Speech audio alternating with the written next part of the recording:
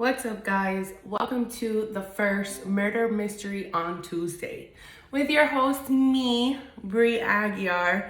I'm super excited to do this. I've actually been wanting to do this for a little while already.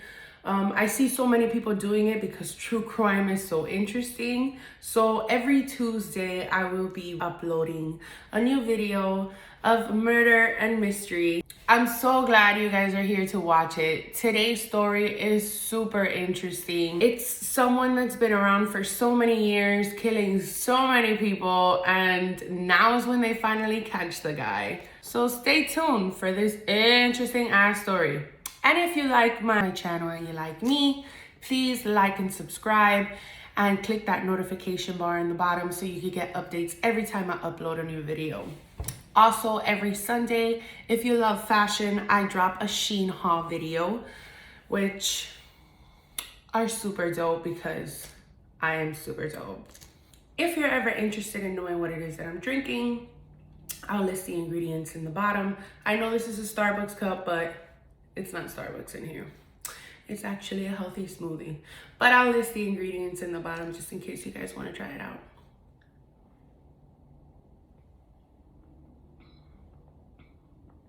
So good. All right, guys, let's get right into it. Robert Allen Durst was born April 12, 1943 in Scarsdale, New York, where he was the eldest son of four to real estate mogul Seymour Durst.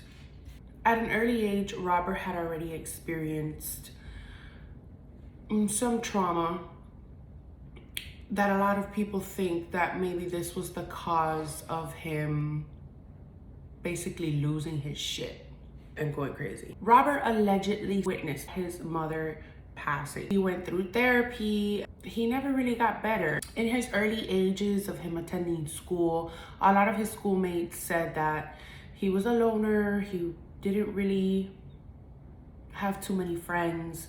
He was very distant. I believe that might be because of him witnessing his mother passing. As Robert grew, so did his intelligence. He graduated from Lehigh University in 1965 with a bachelor's degree in economics, then attended the University of California for his doctorate degree, but didn't fulfill that. He ended up dropping out very early on. I think he only lasted like 3 years. So in 1969, he ends up dropping out. But before he drops out, he meets his best friend, Susan Berman, who will later get into that because it's super crazy. Then again, he's super crazy. Like super crazy. You would think somebody with so much money, well, never mind, because usually people with money do think they could get away with murder, right? If I had a lot of money and I wanted to kill somebody, I think I'd get away with murder.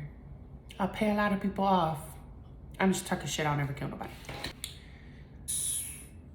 Okay, no. After Durst resigned from the University of California, he ended up moving to Vermont, where he opened up food store called All Good Things. It's said that in 1971, when Robert opened All Good Things in Middlebury, Vermont, a freshman in Middlebury College, Lynn Schultz, had disappeared. It said that the last place that she was seen was at Robert Durst's grocery store. At the time, Middlebury police did not describe him as a suspect, but they did want to ask him questions about her disappearance. It's said that Schultz herself was spotted several times around the neighborhood, but nobody is really sure if that was her. I would say that he has something to do with this disappearance because they haven't found her body. FBI officials have advised local investigators in the area where Durst lived in 1971 to re-examine cold cases for possible connection. A spokesman had said that Vermont police had an eye on Durst since 2012. So they've been suspecting him since then. It's said that Schultz herself was spotted several times around the neighborhood, but nobody is really sure if that was her. I would say that he has something to do with this murder as well, or with this disappearance. So Middlebury police know that she stopped at All Good Things food store the last day she was seen. Around 12:30 p.m., Schultz was last seen at a bus stop right in front of the food store, eating prunes she had bought from Robert's store. Investigators say that Schultz told a student she was waiting for a bus to New York, but returned to campus when she learned it had already left. Around 2:15, Schultz was again seen near the store. This is the last time she had ever been seen after that. Police say that they don't think that Robert Durst was ever investigated of Schultz's disappearance. Pretty sure that he killed her, and this is a murder that he got away with. A year into opening up that small store, he meets Kathleen McCormick. They start a relationship, they move in together. In 1973, Seymour Durst asks Robert to move back to New York and to take over the Durst organization. Robert doesn't want to be like his father. He doesn't want to take over the family business. He doesn't want to do real estate. He just wants to live a comfortable life away from all of that. But his father convinces him, and Kathleen move to New York City. You know, the fast life. He was in a slow environment, living a comfortable life, and then his father drags his ass right back into the middle of all this crazy ass shit. Not that long after he moves to New York, his father said, I cannot have this dude here anymore. I need to remove him from here. I don't want to lose my business.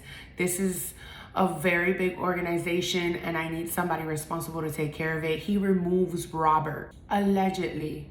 Due to Robert's inappropriate conduct, father breaks tradition and appoints the Durst organization to his younger brother, Douglas Durst.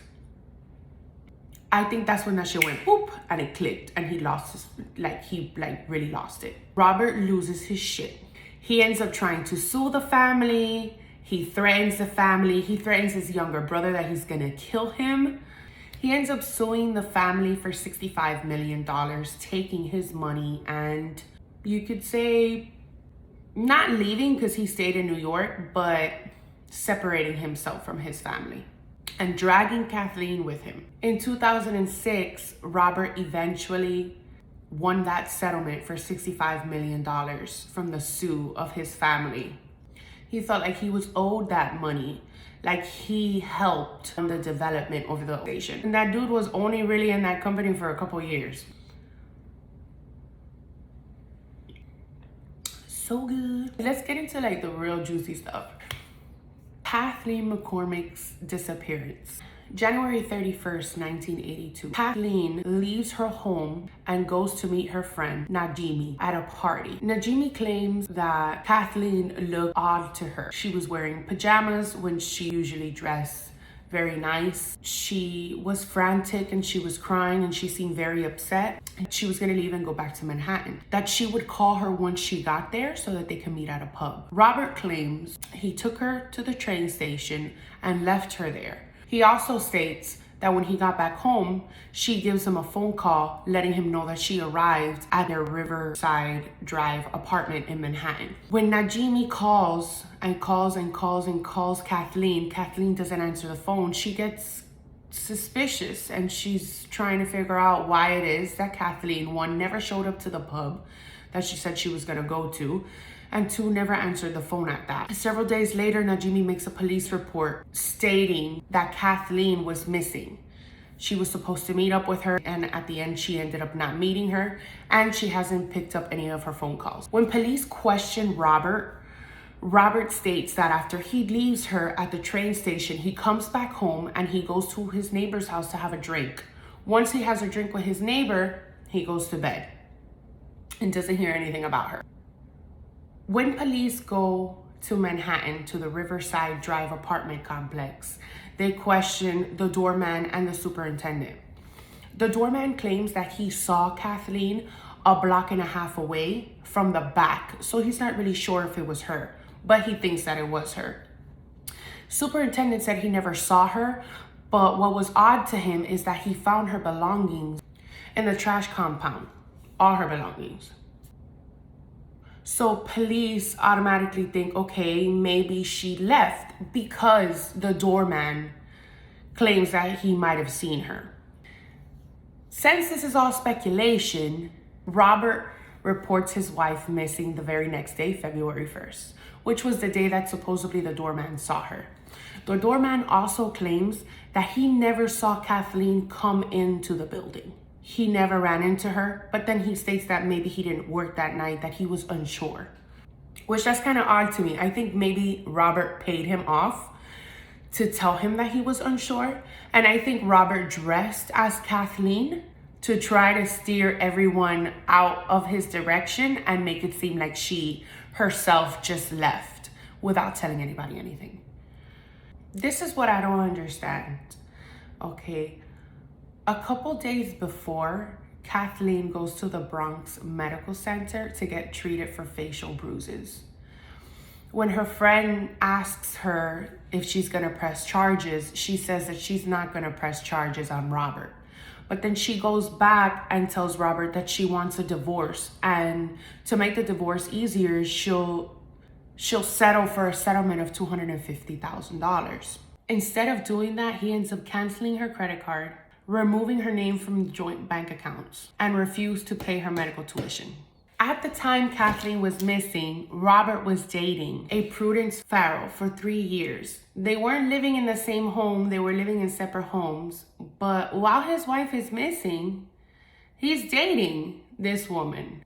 Not only that, the $100,000 that Robert had initially offered, he ended up lowering it to $15,000. What kind of shit is that? I think this is exactly why he killed her. 1, he didn't want her to leave him. 2, he didn't want to give her no money. He felt like she wasn't entitled to no money. And 3, he was just batshit crazy. And he had mommy issues, so that might be it. After the police questioned Robert about his wife's disappearance, they end up leaving the case as a missing persons and not charging him with anything. They didn't have sufficient evidence to charge Robert for his wife's disappearance. Even though the police department felt like his stories were contradicting, they still didn't have sufficient evidence. They didn't have a body. They didn't have anything. Also, on February 1st, Robert claims that Kathleen's job had called him stating that Kathleen was not going to come to work for an entire week. And he found that odd. Police can't corroborate that statement. Even though it's weird because they could simply look at phone records. I don't know if 1982 they could look at phone records. Because, you know, it's not like now that you have T-Mobile and you have Sprint and you could go back and retract phone records. I'm not sure. I wasn't even alive 1982. But whatever, let's chop it up as in they couldn't get that information from them. So that will put Kathleen alive February 1st, when supposedly the doorman saw her and her boss also heard from her. But nobody really knows who the phone call was made from and if that was truly Kathleen that the doorman had saw a block and a half away. Fast forward to now, October 21st, as Robert is on trial for the murder of his best friend, Susan Berman. The grand jury wants to explore charges against Robert for the disappearance of Kathleen. After so many years and Kathleen's family appealing, now finally that he's on trial for Susan Berman's murder, they are trying to reopen her disappearance case in the sense of trying to figure out if he would admit that he killed her. So a little bit about Susan Berman.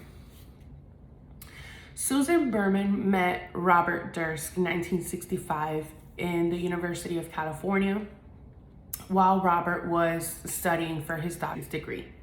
He later drops out of the program, but they stay friends. Susan Berman's father, David Berman, was a reputable gangster who in the late 1940s operated the Flamingo Hotel and Casino in Las Vegas. On December 24, 2000, Susan Berman was found murdered execution style in her Benedict Canyon home after her neighbor had called to report that her back door was open and her 3 fox terriers were out on the loose. Now, all of this information is coming back since he's on trial now for her murder. After 21 years, now he's on trial for her murder. It is known that when she was murdered, Robert was in North Carolina days before Susan Berman was murdered and had flown from San Francisco to New York the night that her body was found. Susan Berman had, before she had passed, she had recently received $50,000 from Robert Durst in 2 payments. Even though Robert had claimed to the Los Angeles Police Department that he only sent her $25,000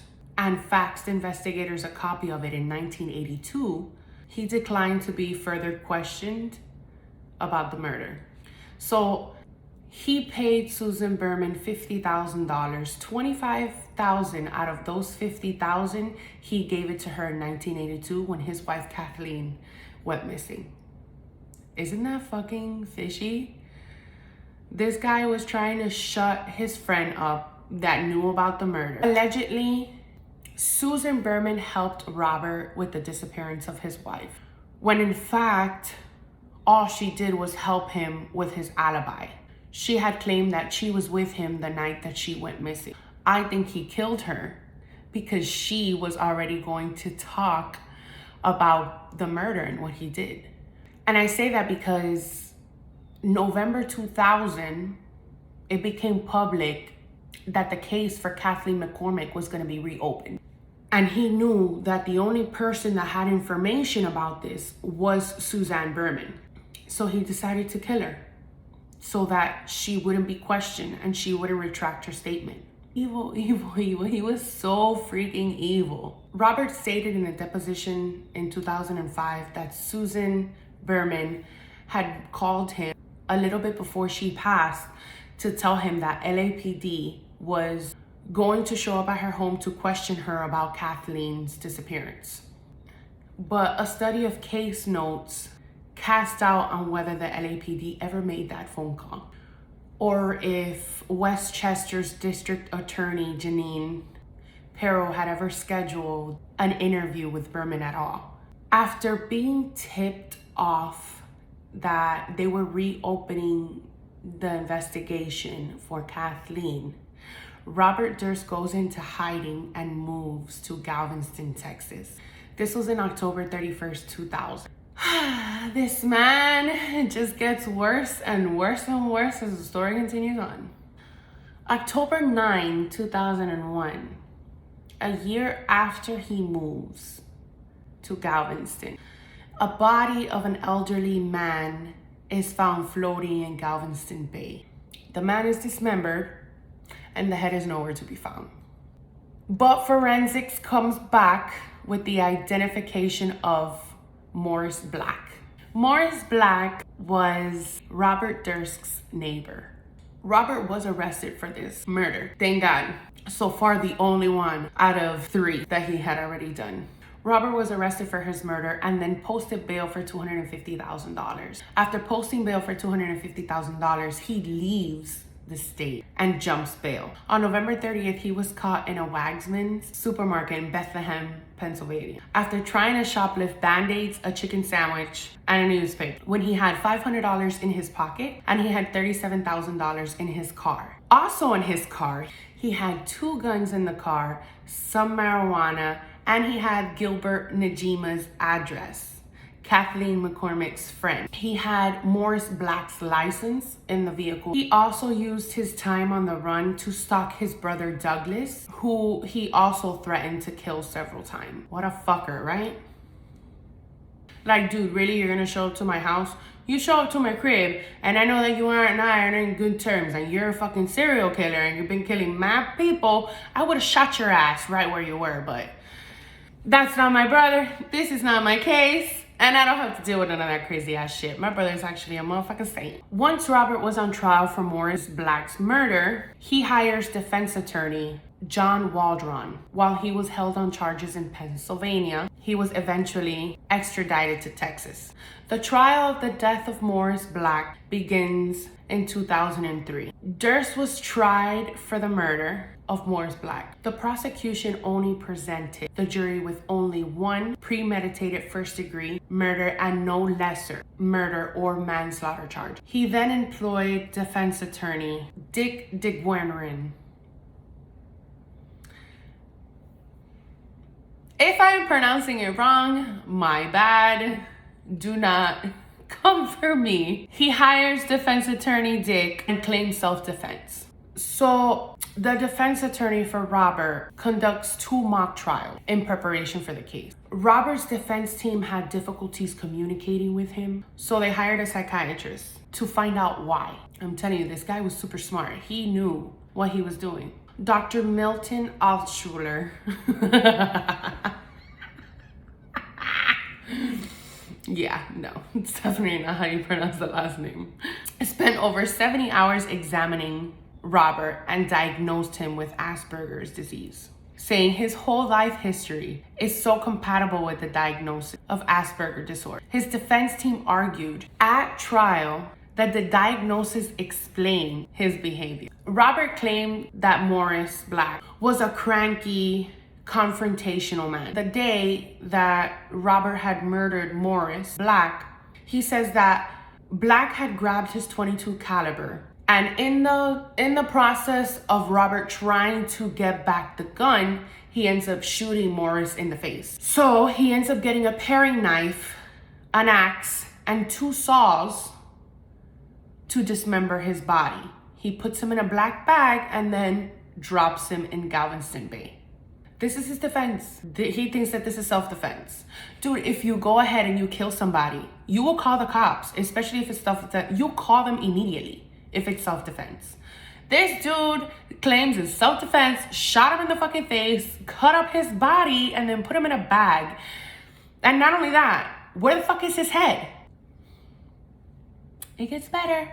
Due to the lack of evidence, because they could not find his head and see if in fact the shot in his face was considered self-defense or not, they acquitted Robert Durst. He was not charged with the murder, but he was charged for tampering with evidence due to the head and dismembering the body, and for jumping bail. He did a plea bargain where he was supposed to serve 5 years and it was put as time served, so he only really served 3 years in prison for Morris Black's murder, which is nothing. You basically got away with murder. And knowing that he was a millionaire, it was very comfortable for him. Also, it states that during that time that he lived in Galveston, Texas, he would dress himself up as a woman and go around the town pretending as if he was a woman. So this is why I go back and say that he was the one that was dressed as Kathleen. When Kathleen went missing, that the doorman said that he thought he saw her, he was the one that was dressed just like her. If you want to know more about this story, there's actually a movie out. It came out in 2010. It's called All Good Things. It's with Kirsten Dunst and Ryan Gosling. Ryan Gosling plays Robert Durst and Kirsten Dunst plays Kathleen McCormick in the movie. It'll give you an idea of actually what happened. Even though it came out in 2010 and Robert was not convicted for Susan Berman's murder, nor was he convicted for Kathleen's disappearance, and he only served 3 years for Morris Black's murder, you should definitely watch it. It's a really, really good movie. Also, if you're really interested, there's a documentary out. It's called The Jinx, The Life and Death of Robert Durst. As the documentary is going, he asks to use the bathroom but forgets he's still wearing a wire to do the interview. While he's in the bathroom, he says, I've been caught. I did this. Do I kill them all? This guy's a fucking crazy ass. And still, that was in 2017 and still nothing. I guess after that documentation came out, these people were like, okay, something's really wrong. Let's put this guy on trial. but I'm not finishing. So after he was in jail for 3 years for Morris Black's murder, he had probation, and his probation said that he had to stay at home and that if he was gonna leave, he had to ask permission. He ends up leaving without permission. He ends up going back to the boarding house where him and Morris Black lived. I think that he went back to go hide that head again that nobody was able to find. He was hiding the head. He definitely went back to do some shit. He didn't want them to come back and be like, we found the head, so we're definitely gonna charge you. Even though I think that's double jeopardy, they don't charge you twice for the same murder. But I'm not sure, I might be wrong. When he leaves and he goes back, he runs into former Galveston trial judge, Susan Critt, who had presided over the trial. Due to this incident, him running into her, the Texas Board of Pardons and Parole determined that Durst had violated the terms of his parole and returned him to jail, which was well deserved. He should have never left jail in the first place, right? Crazy ass. He was released out of custody again in March 2006. In 2015, a few days after a murder degree warrant was signed by Los Angeles judge in relation to Susan Berman's murder, Robert Durst was finally arrested by an FBI agent on March 14th at the Canal Street Marriott in New Orleans, where he had resigned under the false name Everett Ward. Durst, who had been tracked down to that hotel after making 2 phone calls to check his voicemail. When they arrest him, they found a .38 caliber on him, loaded with 4 rounds. Police recovered 5 ounces of marijuana, which ain't nothing wrong with that, because if you smoke weed, that's good for you. I'm a strong believer that if you need to be medicated, it's better to be medicated with herbs than be medicated with pills. So ain't nothing wrong with that. But he was found with 5 ounces of marijuana on him, his birth certificate and his passport, a map of Louisiana and Cuba. So this man was planning to flee to Cuba, pretty sure.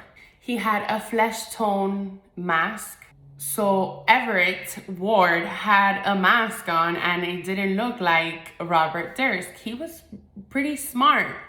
I'm telling you, he did this when Kathleen disappeared, and he did this when he jumped bail from the murder of Morris Black. He knew what he was doing. But you can never get away with murder because he got caught. He had a fake ID. He also had $42,000 on him. A police discovered a UPS tracking number, and the tracking number led to an additional $117,000 in cash and a pair of shoes that his friend from New York had sent to him. Bank statements found in one of Robert's Houston condominium revealed cash withdrawals of $315,000. So all of this happened once that Jinx, The Life and Death of Robert Durst, aired. He was like, I'm gonna be caught. I need to get away. I need to escape. So he ends up leaving, dressing like a woman, going to New Orleans, and then plotting to leave New Orleans and go to Cuba. So there is hope for the Los Angeles Police Department. They were actually doing their job the entire time. They were building a case against Robert for Suzanne Berman's murder pretty much since it happened in 2000. It took them 15 years to catch him, but they caught him and they did their job. 6 years later, he is on trial for her murder. So he's been in prison for 6 years and finally he's on trial.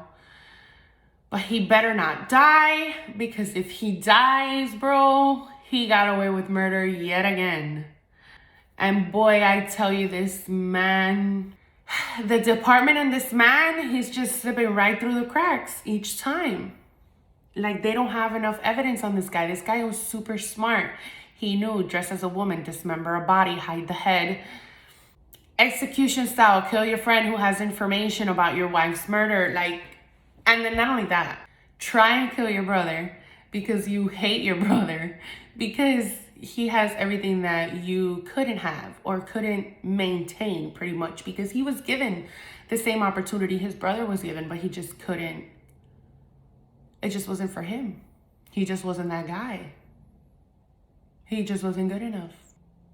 So now, present day 2021, this man is on trial, and hopefully they catch his ass. Hopefully they catch his ass, because they need to catch his ass. And of course, hopefully he confesses to his wife's disappearance, whom is legally declared dead, but everybody knows that he's the one that killed her. Even his own brother says that he killed her. His brother on the stand. Prosecutors put him on the stand to testify against his brother, Robert. Douglas states that when Kathleen disappeared, 3 days later, he calls him and tells him Kathleen disappeared. But his tone of voice was so off, it seemed like he did not care. Kathleen McCormick's parents are deceased now, so they died without knowing what really happened to their daughter, which is so terrifying and so nerve-wracking. I'm pretty sure that till their last breath, they just wanted to beat the fuck out of this old man. I know Papa YouTube doesn't like when we curse, but I'm sorry. I waited a long time. I know I've cursed several times, but I waited a long time before I even said a bad word. So do not censor me. On June 10th, 2021, Robert was hospitalized. The opposing side claimed that this was suspicious, that the defendant was faking an illness to try and get a mistrial. On July 29, 2021, Robert's defense team yet again asks for an emergency half to the case based on his poor medical condition, saying he's not able to testify on his own behalf, but was rejected again on August 2nd. Yeah. With Judge Wyndham giving numerous examples of Robert's competence. The prosecution closed this case against Durst after 11 weeks of presenting evidence, primarily consisting of friends and associates of Susan Berman, saying that she was the alibi for Robert the night that Kathleen had disappeared, and that he had done something to her, and she needed to do something, and was going to. I told you that that's exactly why he killed her, because she could not deal with it anymore. She had to tell the truth. Also, one of Robert's longtime friends, Nick Chavin, had testified that Robert had told him that he had to do it, that it was either going to be him or her, that he had no choice. Finally, on September 17, 2021, the jury convicted Robert Allen Durst of first-degree murder for Susan Berman's death, thus facing possible life sentence, which the dude is like 78 years old, so realistically speaking, whatever. He was also found guilty of multiple special charges. And of course, Robert's attorneys were disappointed and stated that they will continue to pursue all avenues of appeals. This is why I was never a lawyer, because you have to defend people that are actually guilty. And how can you sleep at night? Is it because you're making so much money that you are really defending the people that you know that are killing? This guy will go in the street, God knows he meets your daughter or your son, or does a business deal with somebody and runs into them and fucking kills them. That's on you, lawyer person or woman or man, whoever you are. Shame on you. How do you sleep at night? So, all in all, Robert finally got arrested for his crime of killing Susan Berman. He was arrested for Morris Black, but he was only arrested for 3 years, you could say. And then the sad part about it is that Kathleen McCormick's body has never been found, and he has never been charged for his wife's murder. Maybe after he dies, there will be more information leaked on other cases if they find the bodies, because Robert was so good at hiding evidence and hiding bodies. Kathleen had not been found. Lynn Schultz, she has not been found. And Morris Black was found because he was found floating in Galveston Bay. Susan Berman was shot execution style at her home, so she was going to be found. That's enough for today, guys. Thank you. I hope you enjoyed Murder Mystery Tuesdays with me, Bree Aguiar. Remember to like and subscribe and comment if you guys have any cases that you're obsessed with, just like me. I'm obsessed with everything that has to do with crime and murder and mystery. It's not a good thing, right? If you guys have any cases you guys want me to dig into and dig my teeth into, let me know. Write it down in the comments. I'll be more than happy to do it. I will be dropping another video next Tuesday, so click that notification bar in the bottom so you could be the first one to watch once it comes out. And again, I'll see you on Sunday for another fashion Shein haul review. I love you guys so much. Take care of each other. Take care of yourselves. And remember, watch out for your neighbor. Could be your husband. Could be your brother. Could be your sister. Just take care of each other. Love each other and be kind. Love you guys.